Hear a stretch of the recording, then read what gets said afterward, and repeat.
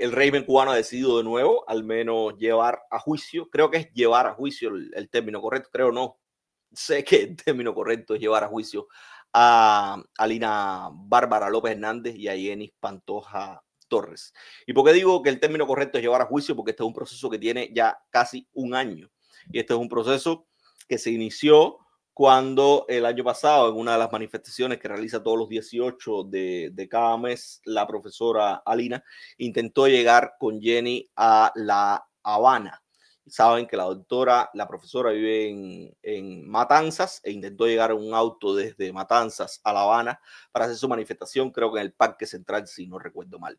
Y fue detenida a la salida de Matanzas y ahí preguntó si tenía alguna orden de detención contra ella. Preguntó básicamente por las formalidades legales de la detención y de acuerdo con su propio testimonio, ella se negó a ser detenida porque entendía que que no solo era una detención ilegal, sino que además injustificada y que fue sometida a muchísima violencia durante la detención, violencia que fue además documentada después por un médico legista, porque ella presentó una denuncia ante la fiscalía, y también pues a Jenny Pantoja le dijeron que siguiera para La Habana si quería, pero Jenny decidió acompañar a la profesora Alina y también fue detenida en esa oportunidad. Estuvieron unas horas detenidas allí en la unidad de la policía, pero todos los relatos de ese día de ambas son relatos que fueron tratadas con muchísima violencia.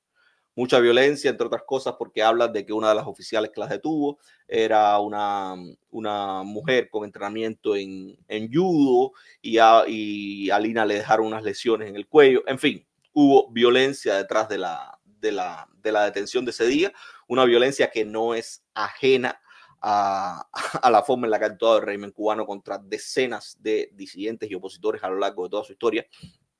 Pero quizás era la primera vez que alguien como Alina sufría de primera mano la represión que han sufrido otros de forma violenta durante muchísimos años.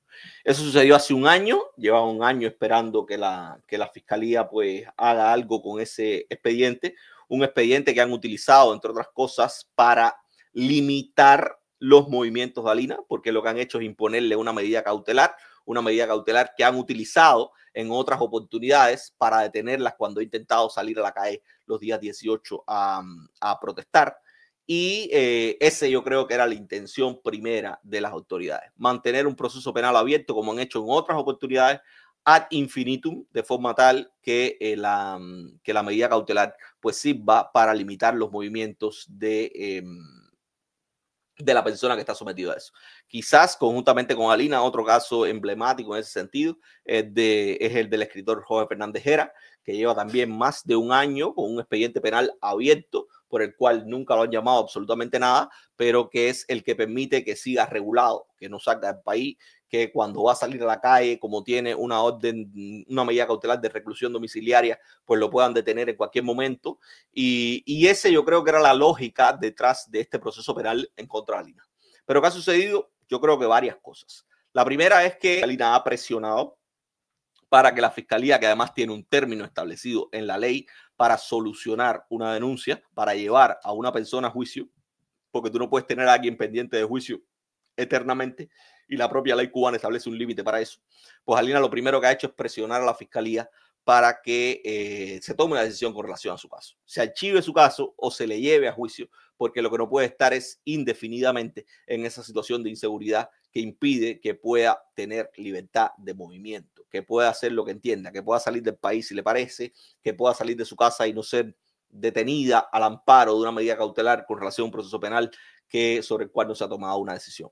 Y por otro lado, la agenda de Mike Hammer, y lo digo porque uno de los argumentos, si usted lee los autos, que sabemos que son amañados, que sabemos que no tienen absolutamente ningún fundamento jurídico, que sabemos que es una completa arbitrariedad, pero si usted mira los autos, o sea, los documentos que emitieron los tribunales cubanos, que además es el mismo documento, son tribunales, ubíquense que son dos tribunales en el caso de Félix en Matanza y en el caso de José Daniel en Santiago. Son tribunales independientes, separados, teóricamente independientes, separados por kilómetros, y que el mismo día decidieron con una fundamentación igualita revocar la libertad condicional a 2 personas en 2 lugares diferentes de Cuba. Por tanto, esto es una decisión, es una muestra de que es una decisión central. Eso es un papel que alguien en La Habana hizo y se los envió y les dijo, es hoy cuando lo tienen que firmar, y 4 personas pusieron su nombre ahí y listo. Pero uno de los argumentos de ese papel por el cual revocaron a José Daniel Ferrer y a Félix Navarro es que habían tenido la osadía de reunirse con el encargado de negocios de la Embajada de los Estados Unidos en La Habana, Mike Hammer. Alina también tuvo la posibilidad de reunirse, o también decidió, como quieran llamarle, no sé si es posibilidad, no sé si es beneficio, no sé qué caramba es, usted póngale el nombre que usted entienda. Alina también tuvo contactos con Mike Hammer, incluso hay reportes en sus redes sociales que dijo que fue lo que habló con Hammer en ese encuentro. Y yo no dudo que esto también sea un escambiento o un elemento que estén utilizando ahora mismo para aumentarle la parada, el riesgo a los contactos con Mike Hammer. Y es una decisión de doble sentido. Hoy meto preso ayer revoqué la libertad condicional a estas 2 personas que se reunieron contigo, y digo que se reunieron contigo. Hoy empiezo el juicio de una persona que hace un año no le había hecho absolutamente nada, pero que después que se reunió contigo, le voy a iniciar un proceso judicial, y eso envía, vuelvo y repito, 2 mensajes. Uno, para la gente que desea y quiere reunirse, continuar reuniéndose con Mike Hammer, y 2, para el propio Mike Hammer y la Embajada de los Estados Unidos en La Habana. Porque yo lo que creo que no va a suceder es que vayan a expulsar a Mike Hammer de Cuba y vayan a romper cualquier puente de posible comunicación, posible intercambio con la administración de Trump, una administración con quien lo tienen muy difícil. Y si expulsan al encargado de negocio, pues ese será el fin de la relación. Ellos podrán boconear, podrán decir desde el Ministerio de Relaciones Exteriores que es un injerencista, podrá gritar la tablada, podrá gritar todo el que quiera, pero yo creo que no van a llegar a expulsar al encargado de negocios de la Embajada de los Estados Unidos. Y lo que sí van a hacer es elevar el costo de los contactos con Mike Hammer para que o bien la gente decida paralizar esos contactos, o sea la propia embajada quien, haciendo un análisis de riesgo, decida paralizar una agenda como esa, porque entendería que es mucho más costoso para la gente ir a la cárcel que tener un contacto de 5 minutos para teóricamente obtener información sobre la realidad del país que pueden obtener por otras vías. Es preferible un ambiente totalitario como el cubano explicar más que la legalidad, la injusticia de ciertas y determinadas actitudes, porque la legalidad en un ambiente como el cubano la construye el propio régimen y la dobla, la interpreta, la entiende a su bienestar y conveniencia. El caso de Alina es un ejemplo de eso. El caso de Alina utilizó toda una teoría jurídica que a mí me parecía muy buena desde el punto de vista jurídico, desde el punto de vista técnico, para sostener su defensa ante citaciones oficiales.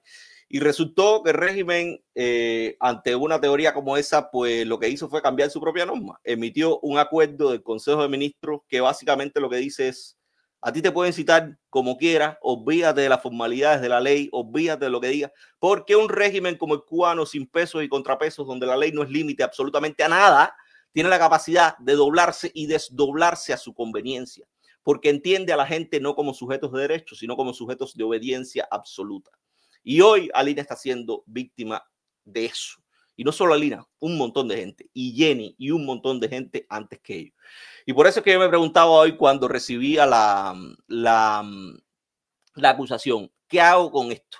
¿Cómo yo le explico a la gente que lo que más podemos hacer los cubanos por Alina no es solo denunciar la ilegalidad de su caso, sino acompañarla en un proceso que lo único que pudiese ayudar en ese proceso no es la construcción de una teoría de la defensa jurídica del caso, sino en aumentar el costo político de procesar a alguien como Alina o como Jenny Pantoja, y por lo que la procesa. Y por eso es que cuando llegaron a mis manos esa acusación, lo único que se me ocurrió fue decirle a la gente esto que les voy a decir hoy. Esa acusación es un guión de ciencia ficción novelado que demuestra, entre otras cosas, ¿Por qué los cubanos tenemos, y no los cubanos, quienes vivimos bajo un sistema represivo como el cubano, tenemos que tener memoria histórica suficiente para compilar, sobre todo en casos como este, quienes han participado de algo tan burdo como esto? Básicamente esa acusación dice que Alina y Yenis son las Power Rangers rosadas y amarillas que entraron al interior de una patrulla y que reventaron a patada la patrulla, que le alaron el pelo a una oficial que estaba en la patrulla, que le arrancaron pelos al oficial de la patrulla, y esos pelos, la oficial hoy está afectada en 5,000 pesos moneda nacional que necesita le sean resarcidos además. Si usted lee esa acusación, no puede hacer más que pensar realmente que eso ha sido toda una maquinación burda en la que básicamente se persiguen dos objetivos. Uno, demostrar que las fuerzas del orden cubanas son tan incólumes y tan buenas que se dejan avasallar por dos personas intelectuales de buen comportamiento público y sin ningún entrenamiento al interior de una patrulla policial. Y por el otro lado, y que yo creo que esto es lo más importante, yo creo que el mensaje fundamental que están mandando con esto, cuando usted ve el uso de los delitos que le están imputando, hoy a Lina la están imputando de desobediencia, desacato y, si no recuerdo mal, desobediencia, desacato y algo más. Y a Yenis la están imputando por atentado. Y por esa razón, a Lina le piden 4 años de privación de libertad en una sanción conjunta a ejecutar y le piden que eso sea cumplido del trabajo a la casa. Y por el otro, a Yenis Pantoja le piden por un delito de atentado, porque Yenis es la que ponen alando los pelos a la mujer y arrebatando los pelos a la mujer, le ponen un delito de atentado por el que le piden 3 años de privación de libertad. Y es perfectamente común, señores, que un régimen como el cubano utilice esta triada de delitos, y le podemos sumir una más: atentado, desacato, resistencia, desobediencia, para legitimar la prisión política y el procesamiento de los disidentes y opositores. ¿Y por qué lo han hecho con tanta frecuencia en Cuba? Por 2 razones fundamentales. El delito de desacato es un delito que lo que criminaliza es la ofensa verbal en contra del funcionario. El delito de desobediencia lo que criminaliza es el resistirse a cumplir órdenes del funcionariado, sea la autoridad policial o el que sea. El delito de atentado lo que criminaliza es la agresión física contra un funcionario. Y el delito de resistencia lo que criminaliza es el resistirse al arresto. Si usted suma todo eso, usted tiene que sacar en cuenta cuál es el mensaje que se está enviando y que ha sido parte también de una de las luchas de Alina, y digo una de las luchas jurídicamente hablando de Alina en los últimos tiempos.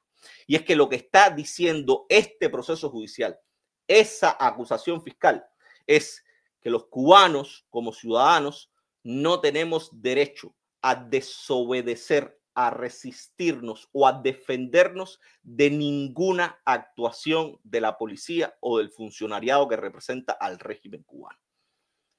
Los cubanos como ciudadanos no tenemos absolutamente ningún derecho a ofender a algún oficial que nos esté atacando de forma injustificada. Los cubanos no tenemos derecho a negarnos a obedecer una conducta o una orden que sea ilegal de un funcionario. Los cubanos no tenemos derecho a defendernos de una agresión excesiva o innecesaria por parte de un funcionario.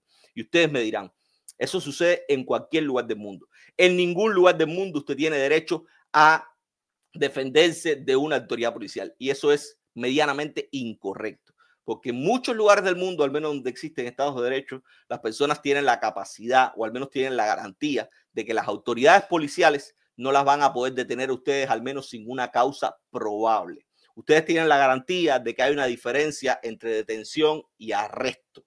A usted un policía lo puede detener porque tiene una causa probable, pero no lo puede arrestar si usted no ha cometido o no tiene evidencias mínimas de usted ha cometido alguna transgresión legal. Absolutamente nada de eso en Cuba existe. En Cuba hoy un policía te puede parar en la calle porque le da la gana. En Cuba hoy un policía, como dice esa acusación de Alina, está cumpliendo sus funciones si tiene como función identificar personas. ¿Por qué un policía tendría que identificarme a mí?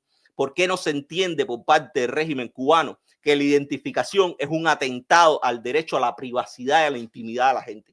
Sencillamente porque el régimen cubano no entiende que el ciudadano tenga derecho a la intimidad y a la privacidad, y entiende que los funcionarios policiales tienen todo el derecho del mundo de pararle a usted cuando le salga de sus timbales o de sus ovarios en medio de la vía pública y pedirle desde el carnet de identidad hasta que usted abra su mochila y haga con ella lo que ellos entiendan. Y eso es exactamente lo que dice esa acusación de Alina y lo que han dicho muchísimos otros procesos políticos como este con anterioridad. Alina no había violado ninguna norma jurídica. Alina se estaba trasladando hacia La Habana. Alina ni tan siquiera se estaba manifestando. Esto es Minority Report. Alina la detuvieron antes de que pudiese manifestarse. Esto es Minority Report, no es otra cosa que no sea eso. Por tanto, si usted lo mira desde el punto de vista jurídico, usted no podría decir que Alina fue detenida con una causa probable o con una evidencia clara de que había transgredido una norma jurídica que justificara la intervención de la policía. Nada de eso había ocurrido. Absolutamente nada de eso había ocurrido. Tal es así que a Jenny Pantoja, que está acusada de atentado, le dicen, esto no es contigo, sigue tú para tu casa. A mí tú no me importa, tú sigue para tu casa. Si usted realmente está deteniendo a dos personas sospechosas de haber cometido un delito, de haber transgredido la legalidad, usted sencillamente no deja ir a nadie para su casa. Pero vuelvo y repito, estas son explicaciones que van más allá de lo que realmente es útil y justo que la gente entienda hoy. Y yo lo utilizo única y exclusivamente para hacerles saber de nuevo, por enésima vez, que no hay discusión sobre legalidad posible en un régimen como el cubano. Hoy no se está discutiendo sobre la base de quién violó o no una norma. Hoy se está discutiendo sobre la base del secuestro de una nación por parte de una clase política y un régimen armado que tiene el control total sobre la ciudadanía y sobre la institucionalidad cubana. Y por eso es que hoy yo creo que lo que más podemos hacer es acompañar a Alina en la denuncia de eso. Pero no solo acompañar a Alina. Hoy a Alina la acompañamos porque nos identificamos con Alina, porque pensamos que es una gente coherente, porque es una gente que tiene capacidad de articular palabras, y todo eso yo lo garantizo porque, y repito, hemos mantenido una relación estrecha en los últimos tiempos. Pero hay que recordar que conjuntamente con Alina tenemos que acompañar centenas de personas que todavía están en las cárceles cubanas y que fueron tratadas de forma peor que la que ha sido tratada Alina, porque no tuvieron en su favor ni las conexiones que tiene Alina, ni la proyección que tiene Alina, ni la coherencia que tiene Alina. Y a esas personas hoy también hay que acompañarlas, y me refiero a los centenares de presos políticos que todavía hoy siguen en las mazmorras cubanas. Hoy no solo hace falta un fiscal para construir y escribir este guión de telenovela que es la acusación de Alina y Jenny Pantoja. Ese guión de telenovela es solo el primer paso de lo que realmente se necesita para terminar el montaje, porque ese montaje lleva que ese guión alguien lo ponga en escena en una sala de justicia y toda esa gente estarán actuando conscientemente para limitar los derechos y discriminar a dos personas que van a estar sentados a su espalda. Y esa gente, amigos míos, por más que digamos lo que querramos, lo mínimo que son es cómplices de un Estado represivo. Y eso hay que señalarlo. Y eso hay que compilarlo. Y aquí regreso a mi discusión del viernes. A mí me parece perfectamente válido que compilemos y señalemos con evidencias a todas y cada una de aquellas personas que han participado conscientemente de un proceso de este tipo, que ha participado conscientemente en la reproducción y en la limitación de derechos de millones, de centenas, de miles de cubanos a lo largo de estas últimas 6 décadas.